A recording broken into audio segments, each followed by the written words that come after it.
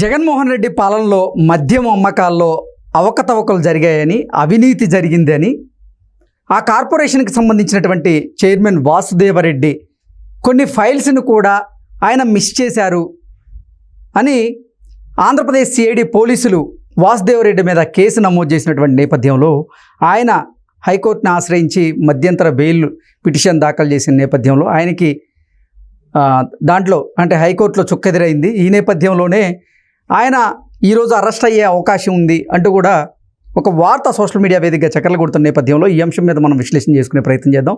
ప్రస్తుతం మనతో పాటు ఉన్నారు ప్రముఖ సీనియర్ జర్నలిస్ట్ డివిఎస్ గారు. సార్తో మాట్లాడదాం. సార్ నమస్తే. సార్ నమస్తే. Andhra Pradesh beverages corporation chairman Vasudeva Reddy ఆ కార్పొరేషన్లో కొన్ని అవకతవకలు అవినీతి చేశారని, కొన్ని ఫైల్స్ని కూడా మిస్ చేశారని ఆయన మీద ఆంధ్రప్రదేశ్ సిఐడి పోలీసులు కేసు నమోదు చేశారు.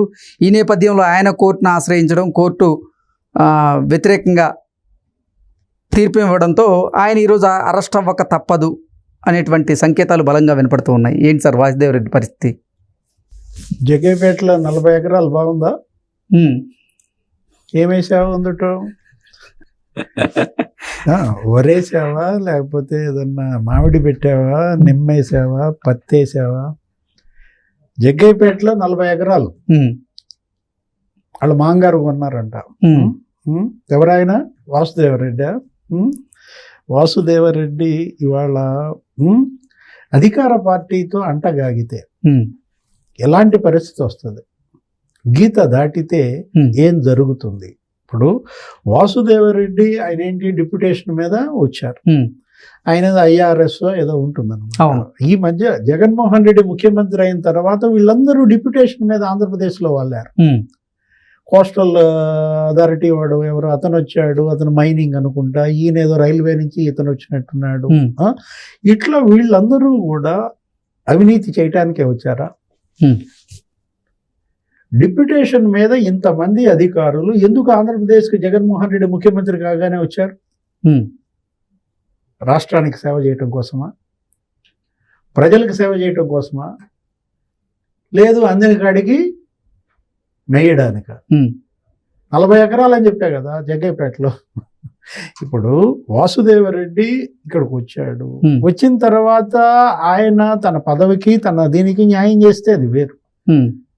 ఇప్పుడు బెవరేజెస్ కార్పొరేషన్, ఎక్సైజ్ డిపార్ట్మెంట్, దానికి ఈయనే దీనికి ఈయనే, రెండు వేరు అంశాలు. రెండిటికి 2 ఐఏఎస్లు పనిచేయాల్సిన అంశం.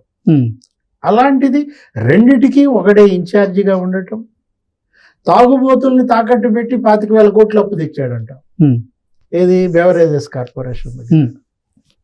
అసలు ఈ మద్యం తయారీ, మద్యం సరఫరా, మద్యం అమ్మకాలు 3 కోణాలు.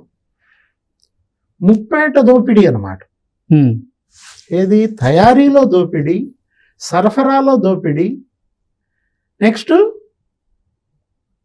విక్రయాల్లో దోపిడీ, పెద్ద ఎత్తున అమ్మకాల్లో కూడా.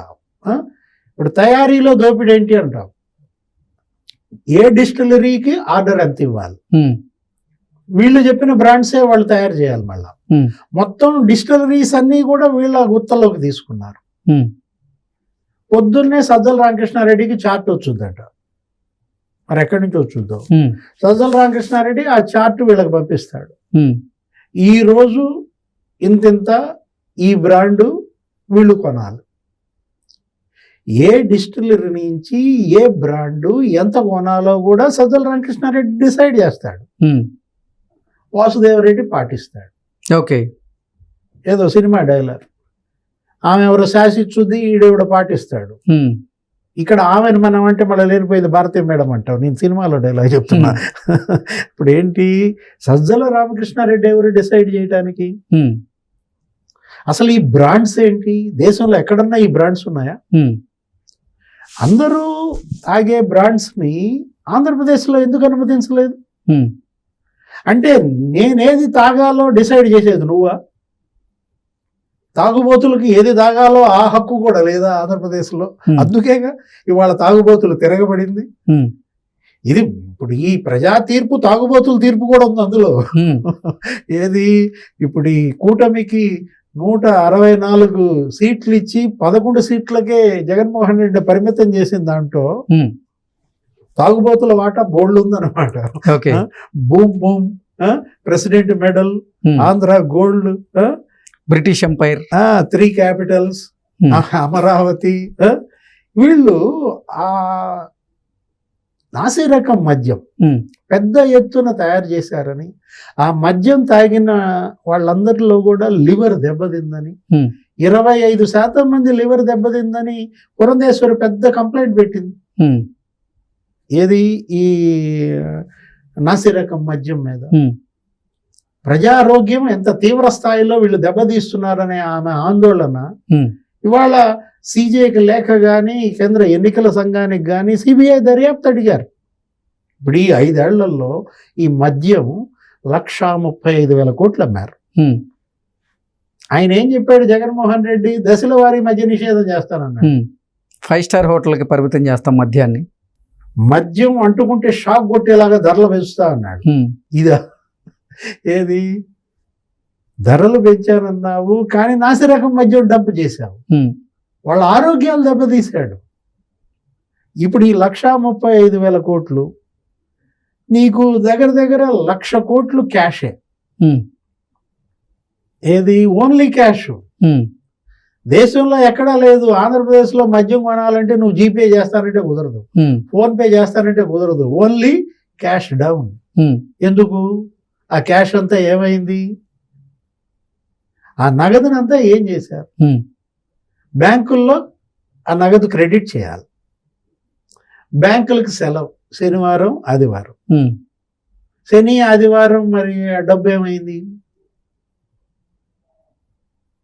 ఇప్పుడు 5 రోజులే జగన్మోహన్ రెడ్డి ఈ 5 ఏళ్లలో అమ్మిన నగదు మద్యం తాలూకు బ్యాంకుల్లో క్రెడిట్ చేసినప్పుడు నేను అడుగుతోంది వారంలో 2 రోజులు సెలవు, బ్యాంకులు ఉండవు, సాటర్డే కొన్ని క్లోజ్ చేస్తారు, సండే అసలు అన్ని క్లోజ్ చేస్తారు. శని ఆదివారాల్లో మద్యం అమ్మకం తాలూకు నగదు ఎటుపోయింది లెక్క తీశారు. లెక్క తీస్తే నీకు దగ్గర అదే 5,000 కోట్లు వచ్చింది. ఏది? ఈ 5 ఏళ్లలో ఆ 2 రోజులు లెక్క చూస్తే ఈ 5,000 కోట్లు ఏమయ్యాయని ఇప్పుడు వాసుదేవరెడ్డికి పెట్టారు. నువ్వెంత ఎత్తావు? జగన్మోహన్ రెడ్డి ఎంత ఎత్తాడు? ఇది ఒక స్కామే. ఇక అసలు డిస్టిలరీలకి ఆర్డర్స్ ఎంతెంత ఇచ్చారు, ఏమి ఇచ్చారు? దాంట్లో ఏంటి? నువ్వు డిస్టిలరీ కృష్ణ, నీకు ఒకటి ఉందనుకో, నువ్వు ఒక కేసు నాకు బ్రాందీ అమ్మితే 250 రూపాయలు నువ్వు నాకు ఇవ్వాలి. కేసు బ్రాందీకి 250 రూపాయలు కమిషన్ ఇస్తే తప్ప నీ దగ్గర నేను కొన్నాం. కేసు బీరుకి 150 రూపాయలు. ఓకే. 250 రూపాయలు బ్రాందీ ఒక కేసుకి, 150 రూపాయలు బీరు ఒక కేసుకి నువ్వు కమిషన్లు నాకు ఇస్తే తప్ప నీ డిస్టిలరీలో నేను కొనను.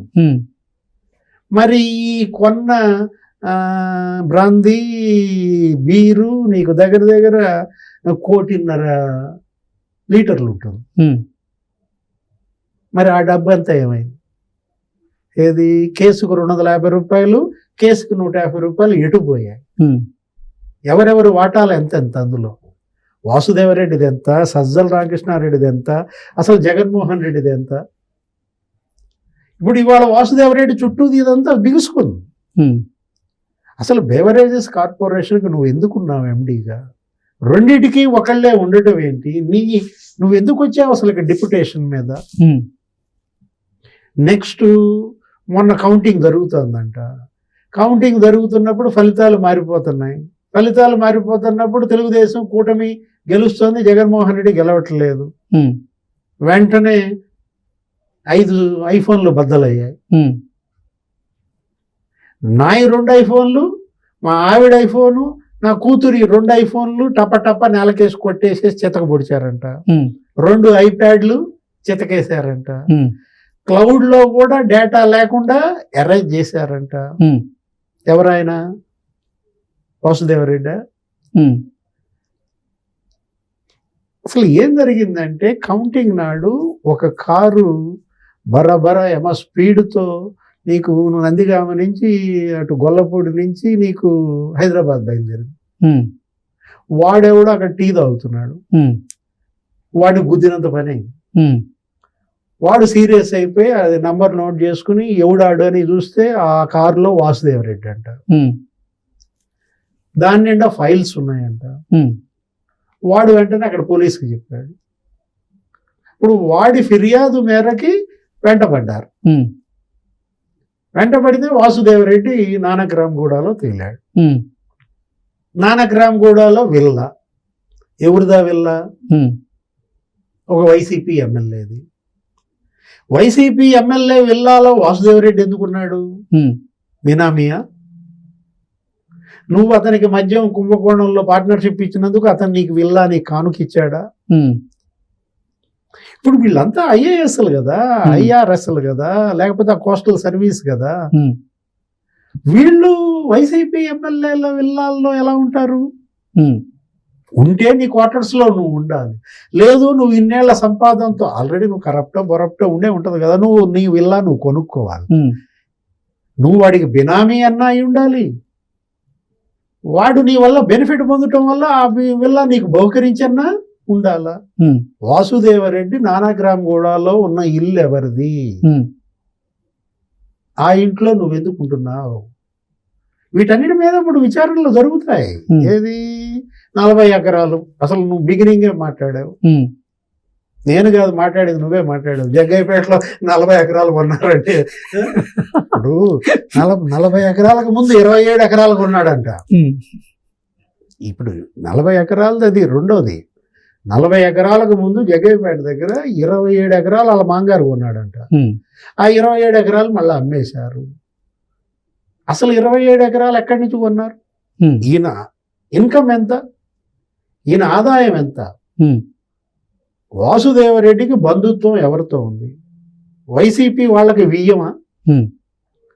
ఇప్పుడు ఉదయభానుకి వీళ్ళ మాంగారు వియ్యంకుడంట, సామినేని ఉదయభానుక ఎవరికో. ఇప్పుడు ఈ బంధాలు ఏంటి నాకు అర్థం కావట్లా.